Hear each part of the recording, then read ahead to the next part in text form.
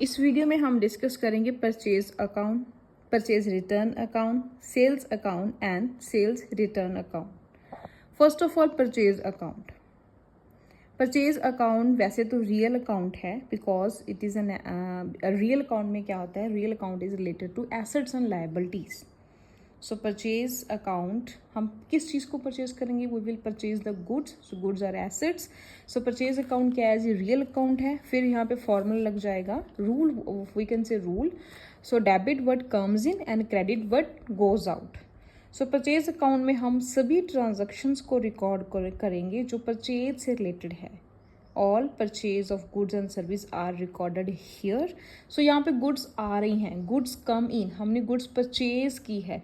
So goods come in, it means purchase will be debited, debit हो जाएगा at the time of purchase. And purchase can be cash और credit, ये cash में भी हो सकती है परचेज और क्रेडिट में भी हो सकती है। जर्नल एंट्री डिफरेंट रहेगी। अगर हम कैश पे परचेज कर रहे हैं सो परचेज अकाउंट तो डेबिट ही होना है बिकॉज गुड्स हमारे पास आ रही हैं। सो रियल अकाउंट का रूल क्या था, डेबिट वर्ड कम्स इन।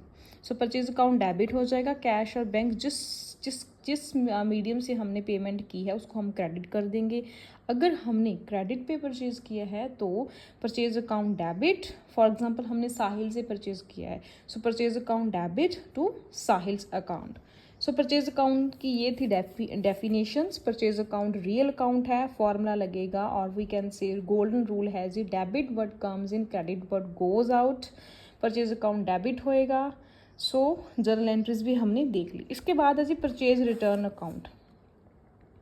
जब हमने परचेज की हुई गुड्स को रिटर्न किया, जब हमने मान लीजिए हमने 1000 गुड्स परचेज किया, उसमें से हमने 950 और वी कैन से सभी गुड्स को हमने रिटर्न कर दिया। सो गुड्स हमारे पास से जा रही हैं, goods goes out, so it will be credit. So purchase return account क्या हो जाएगा, क्रेडिट हो जाएगा because goods are going out.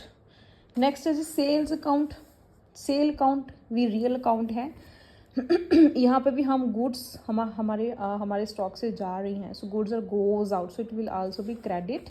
Sales account में हम रिकॉर्ड करते हैं selling of goods and services, ठीक है। जितने भी हमने गुड्स एंड सर्विस को सेल किया उसको हम रिकॉर्ड करेंगे।